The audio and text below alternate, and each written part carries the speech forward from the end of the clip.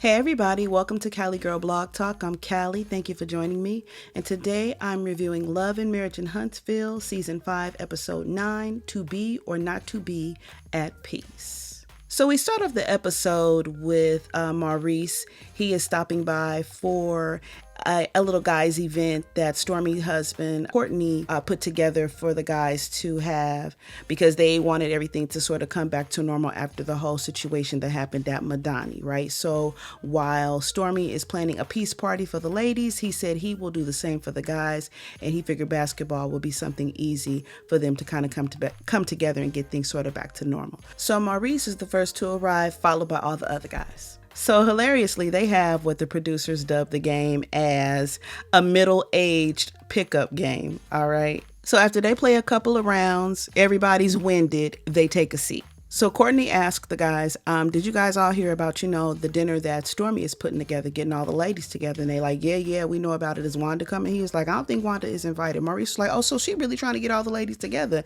I was like, are you implying that they can do so because Wanda won't be there? Okay, Maurice. So we see in this scene that Courtney is doing a lot more talking, more than I've ever seen him doing in any of the episodes. So, he's asking the guys, basically catching up. So what's going on? What's going on with your business, or what have you? So they sharing everything is cool and great, right?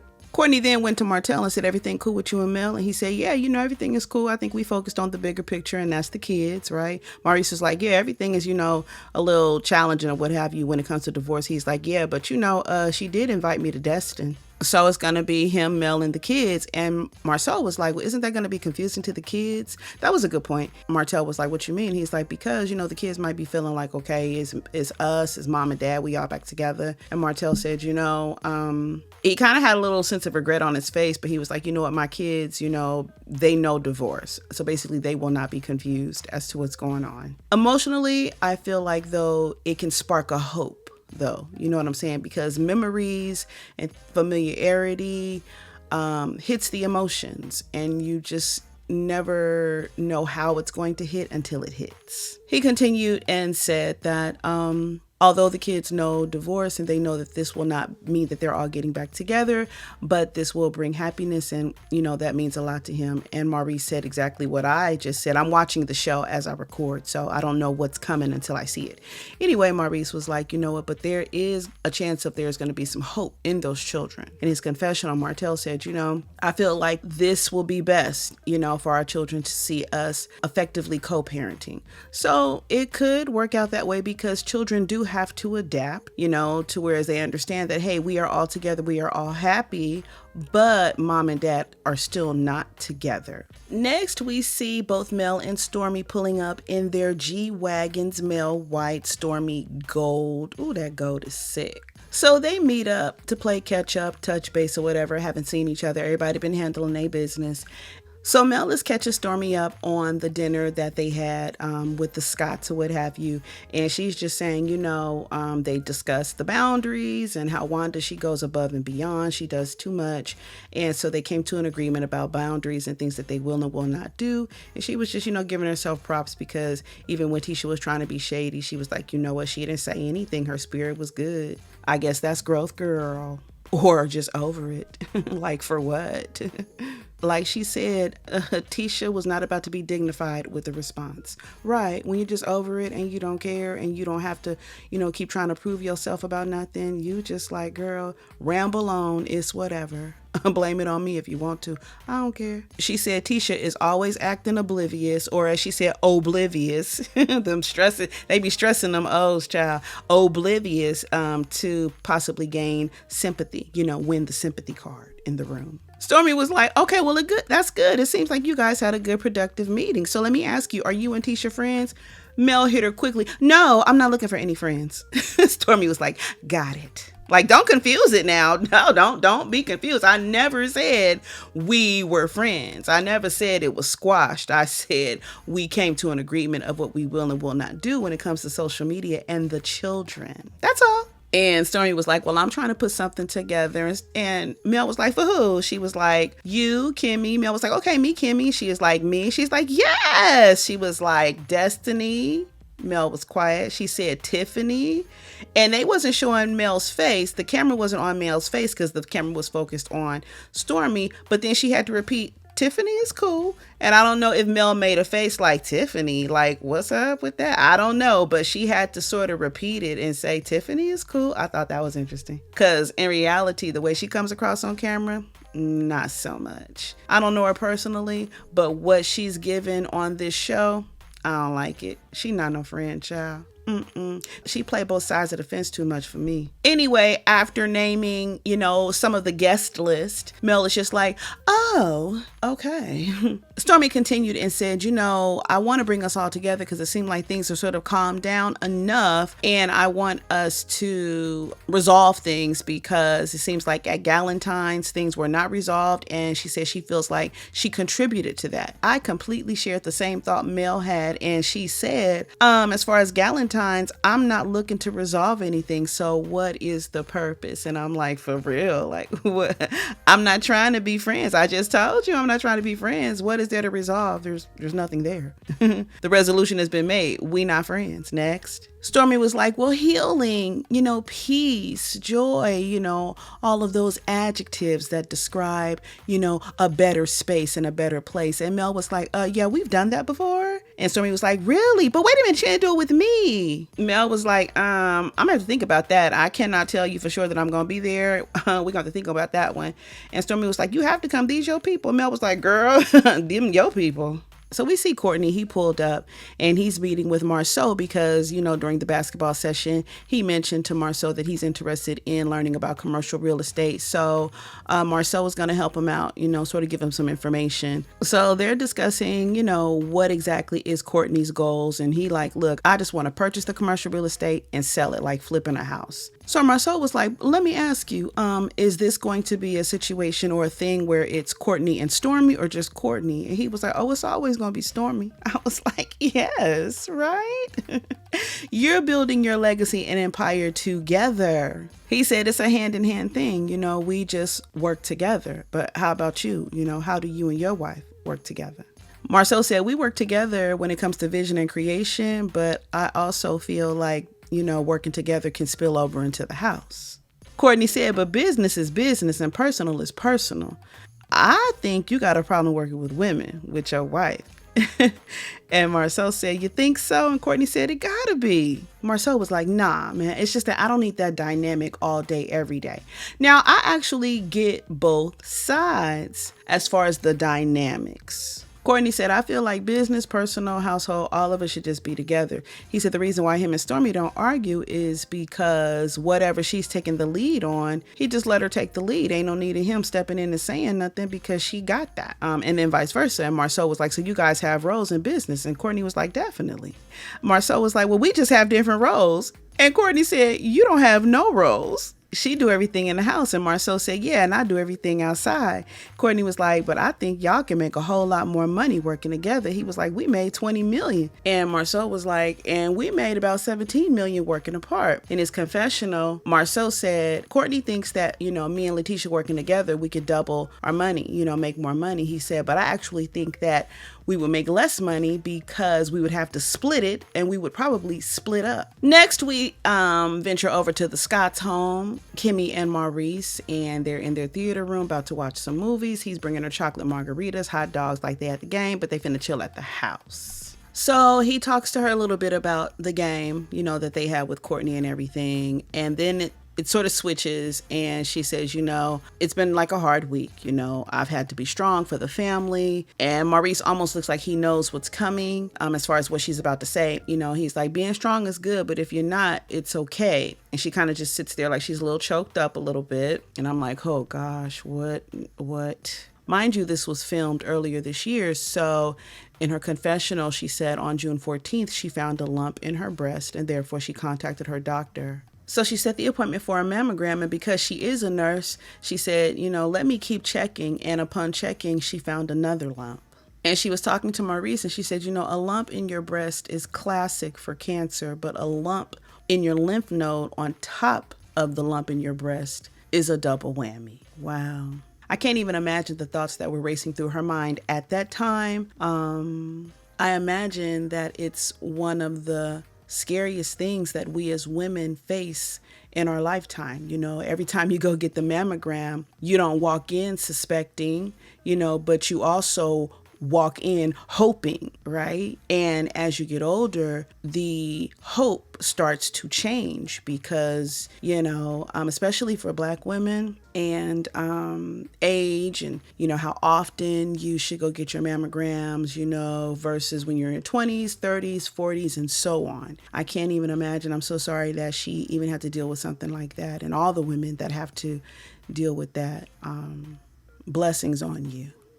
Tearfully in her confessional, she said that she had thoughts of, discontinuing filming for the show, and she had to really think about it and come to the conclusion. And she came to the conclusion of why not.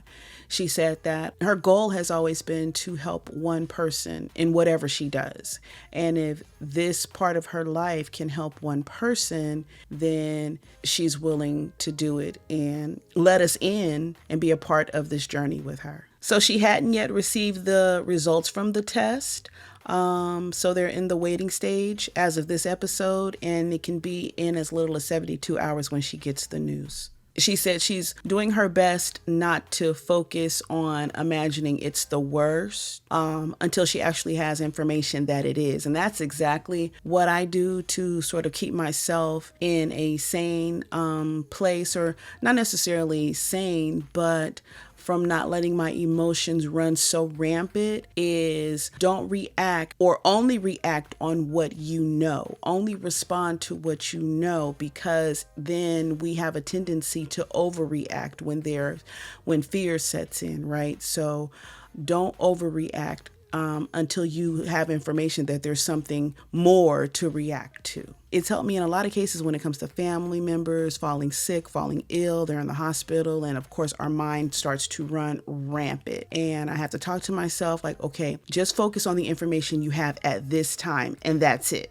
Maurice, he reassured her that you being strong, that's good, but it's not enough, because I need to be there for you. I need to be strong for you. I guess she wanted to go to her appointment alone, and he was like, I know you like to do things alone and everything like that. And she was like, I just don't want to fall apart. And that too can sometimes make it seem like things are not good when you have people showing up, because it's almost like when your child falls, right? And they say, ooh, don't overreact, because as soon as they see you overreact, they're going to overreact, or they're going to cry. Just kind of talk to them and be like, you okay, but if you show panic, then they're going to panic.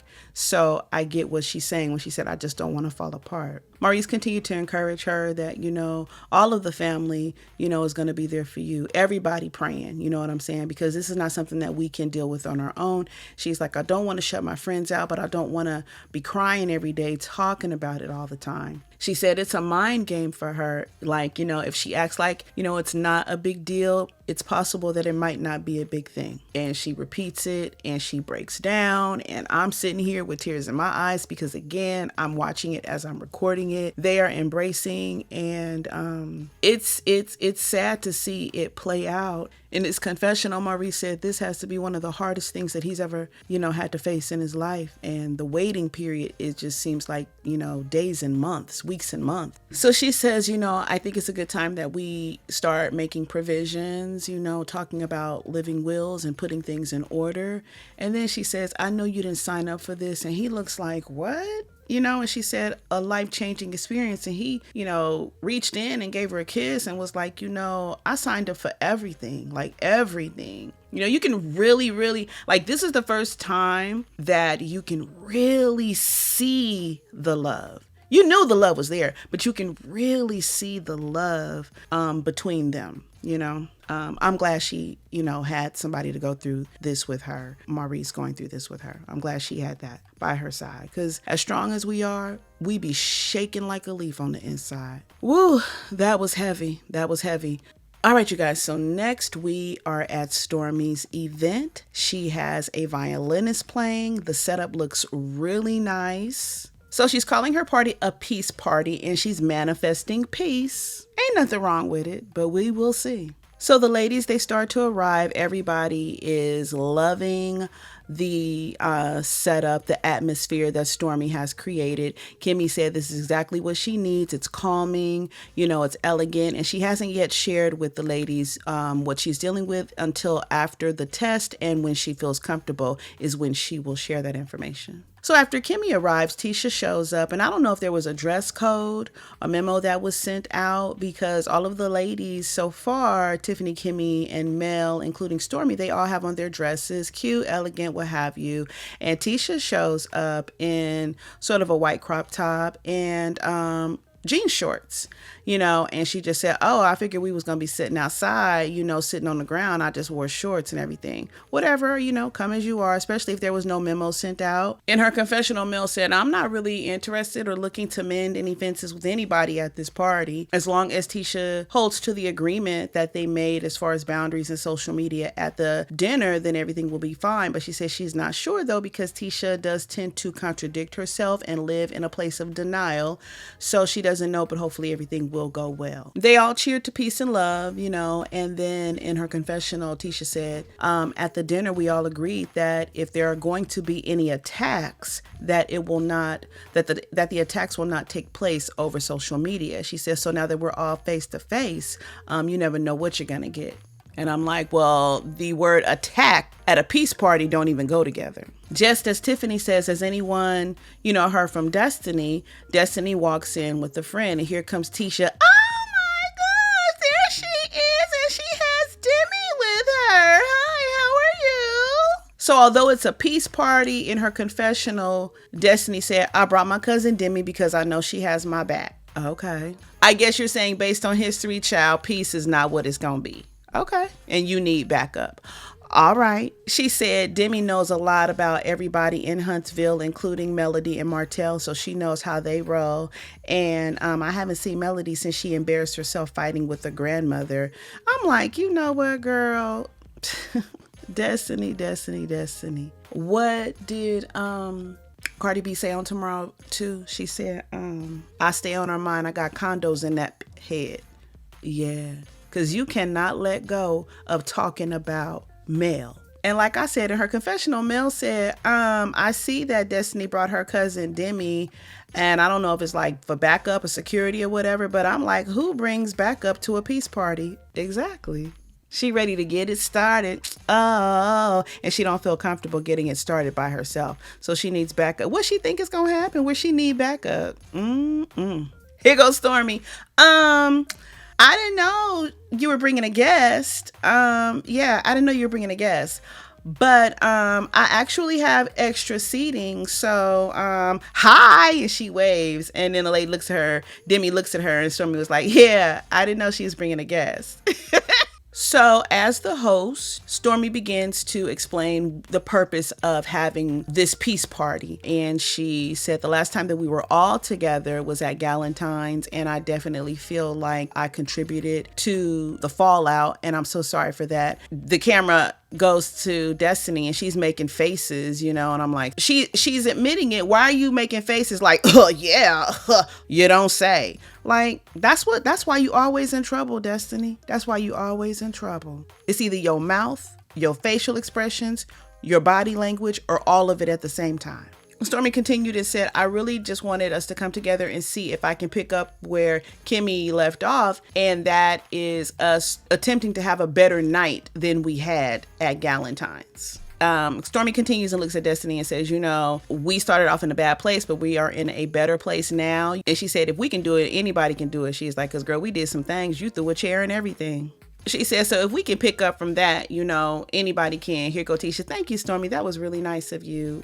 In an attempt to release the negative energy, they start off with burning sage. So they all have a piece of sage and they're burning it. So they start off with mantras while they're burning the sage, So Stormi says her mantra, which is I can do whatever I want to do, be whatever I want to be, dream girl. I like that mantra. Tiffany gives her mantra about doing things in the world for other people, starting with your family and at home first, loving them. Mel goes on to say peace and blessings is her mantra. She desires peace, harmony, all those things. And in the middle of her mantra, suddenly Destiny gets choked and she's coughing. Destiny is one childish grown woman. I mean, Wanda, yes, but Destiny is a very childish grown woman who pretends that she's not. I mean, Wanda, she don't care. It is what it is. But Destiny tries to pretend like she's above the childish in the middle of her being childish. In her confessional, Destiny said, peace, love, and harmony is a good thing. And that's what Mel says she desires. But that's not what she was desiring when she was fighting with me at Madani. First of all, she wasn't fighting with you. You chased her. She was in your store. You said nothing. She walked out the store, walked up the little sidewalk area in the plaza, and you chased her out the door, starting an argument with her. She wasn't fighting with you. The delusion for me when it comes to Destiny is at an all-time high, especially her and also Tisha. Both delusional. That's probably why they get along so well. They're both sitting in delusion together. So it comes to Destiny's mantra, and she said she thanks God for overflow and that she's in a better place to where she is thriving and no longer just surviving. And in Mel's confessional on Destiny's mantra, she said, knowing what divorce is like, having gone through it myself, I know how hard it is for any woman to come back from that and have to rebuild, start everything over. She said, so any woman that can come out of that, she wants them to be happy. And therefore, she's glad that Destiny is in a much better place. Now, you see the confessionals, how different they are based on the mantras. Mel was sending well wishes, right? In spite of whatever. Destiny is still throwing daggers. Tisha's mantra is love, peace, and happiness. God, you see me and I see you. We got this. Next, we move on to Kimmy and her mantra. And it's like immediately her mantra, it doesn't soak up the energy. It sort of sucks up any shade or any bad thoughts that a person may have been having about somebody else, because everybody is now tuned into her energy. And you can tell her mantra is spiritual. Something is going on, that she really, really means her mantra. And it's not just off the top of her head. She really means that thing. And her mantra is, I can be and do anything. And she says, I can overcome anything. And everybody is feeling it, right? Nobody knows what's going on, but it's like spiritually that hit them. And now it's to the point to where Stormi was like, I got to give you a hug. She walks over and gives her a hug. See, people is feeling, it's that spirit. See, when there's a spiritual connection, nothing in the room can stop that. And that is what was happening at that moment when Kimmy stated her mantra. Picking up on something, Stormi said, what's wrong, Kimmy? It was like she didn't want to pry, but she knew something might have been going on. She said, do you want to share? And Kimmy said, not right now. In her confessional, Mel said, Kimmy is a very strong woman, and something that you never really see her do is cry. So for her to be in a space where she's teary-eyed, she knows that something is definitely going on. She doesn't know what it is, but she's definitely going to pray for her. So moving on to the next part of the party, Stormi says, so I have this game. Mel was like, I don't like games now. And Stormi said, and the name of the game is what I think, what you heard, and what I meant. Everybody's like, whoa, wait a minute now. Ooh. And she said, well, wait a minute. Listen, hear me out. I wanted us to play this game because I feel like our conversations always go like this. We talk about what we thought. We talk about what we said. And after talking about what we meant, we actually came to a better place. And I'm like, girl, really? What show you been watching over the seasons? It wasn't necessarily a better place. It was another place, a different place. But I don't know about a better place. She said, so this is the night. This is the peace night, Destiny. I don't think we're going to come to any peace bringing this stuff up. Mel was like, I love you, girl, but I don't want to play that game. Stormi was like, you think this is a bad game? And Mel was like, no, I think it's a good game for anybody who want to play it. In her confessional, Tiffany was like, is this a game? Because it sounds like group therapy. And we all know how I feel about group therapy. Yeah, you run. Yup. You want to be a part of the group and everything else and every other aspect. Last season, you was talking to Martell about his situation with Mel and the side chick and all that type of stuff. So you want to be involved in group conversations like that, just not the therapeutic type. Stormi is insisting that this is going to be a great thing. Girl, these peacemakers sometimes, oh, good gracious, they just be, they create situations that aren't peaceful. Like, again, what you thought, what you said, and what you meant. And I don't know that this peace party, Stormi, is going to work out the way that you thought, regardless of what you said and regardless of what you meant. Anyway, she says, well, I'll be the icebreaker. So Destiny, you and I at Valentine's Day, I wanted to know what happened between you and Mel. So I just kept asking the question. So she asked Destiny, what did you hear, when I was asking you the questions? And Destiny said, I heard you asking me the questions 3 or 4 times. Stormi said, but in a mean way? And Destiny said, not in a mean way, but I was already heightened, like emotions were already there, and it just added fuel to the fire. Stormi said, it's just that I didn't know anything that was going on. I just wanted to get your perspective. Destiny said, and once we talked, I understood that. And so Stormi is like, so that is the example. But girl, that's minor compared to what these women have gone through before both you and Destiny have come on the show.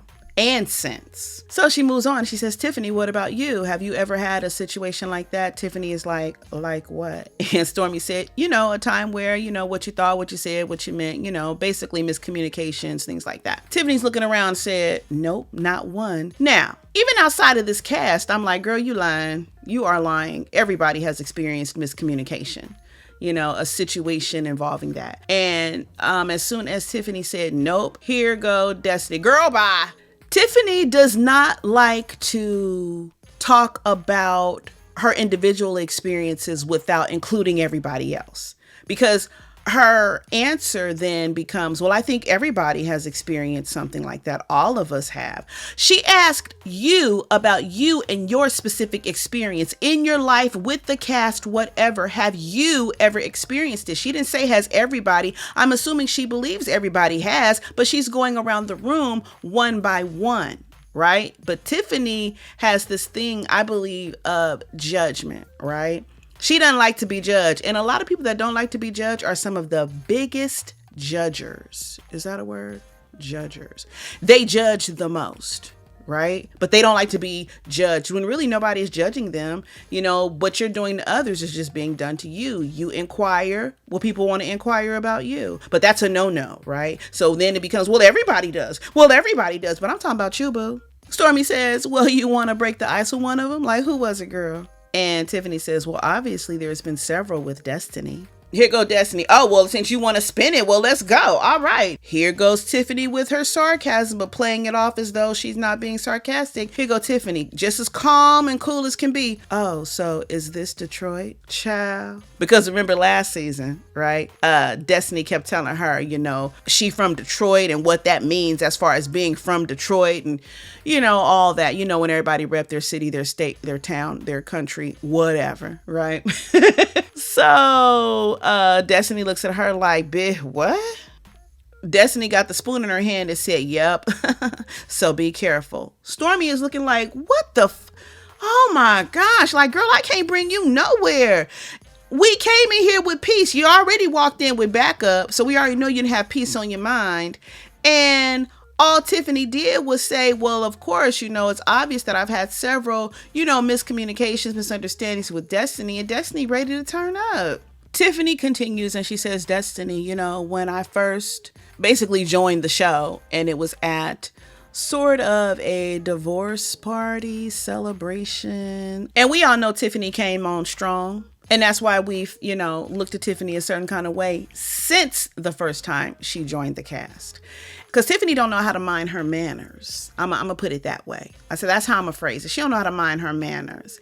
And so anyway, she said to Destiny, yeah, girl, when they flash back to the scene, yeah, girl, so remember when I saw you last, and I said, oh, it was at your home at a party. And I said, oh, that dress you had on yesterday was so nice. It was cute. And Destiny, you said that wasn't me. And Destiny felt like Tiffany was trying to bring harm, emotional harm, and impact her day, impact her party by making that statement and bringing that up in front of all the ladies at the table because, Destiny felt embarrassed. Here she is in the middle of getting a divorce.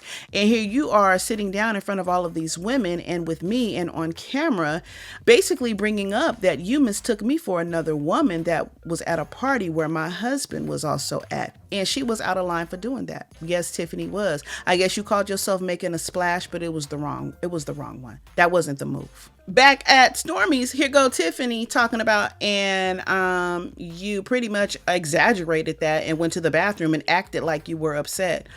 Ooh, Tiffany, I'm telling you, I wonder if she got into fights a lot in school, because it's her audacity. You know what I'm saying? Tiffany said, I was only trying to remind you that we met before. That's why I brought it up. But you were so caught up in it that it lasted a long time. And she was like, yeah, we talked about it like 15 million times. Kimmy said, oh, so you feel like Destiny overreacted because you're saying that you guys had the conversation before, but Destiny reacted as though it was her first time hearing the information. Like, this is the first time that you guys are having the conversation. And Tiffany was like, exactly. My thing is, if it's not the first time you had the conversation, Tiffany, why bring it up again? Like, what is the point? And Destiny said, I felt like it was inappropriate at a divorce party for you to sit down and say, hey, remember that time when we met and I thought that you were another woman at the party with your ex-husband? And I agree. And then Stormi says, so what about you, Destiny? And Destiny said, everybody's great. Stormi said, you sure? She said, yes. Next person. And Tisha was like, I don't have no problems with anybody. I'm good with everybody. And Kimmy said, it's not that you have a current issue with somebody. And Tisha said, I don't have anything from the past that I need to, basically revisit. And so Stormi said, what about you, Mel? And Mel said, well, what I will say is that, when I came to Destiny's event at Madani, I came in and I spoke to her by name. And I guess she felt like I didn't because she chased me out the door and said that. Destiny said, I didn't hear nothing. That's why I felt like you didn't speak. Mel said, oh. She continued to say, well, something was misheard because I definitely spoke to you by name. We all saw the tape. We all saw that it happened. She said, I said your name and Kimmy's name. Stormi said, well, knowing that she did speak, does it change how you feel? Destiny said, nope. Stormi's mouth dropped like, oh, the surprise-faced emoji. And the episode ends. Well, it looks like next episode, we're probably going to pick up right where we left off. So it should get interesting.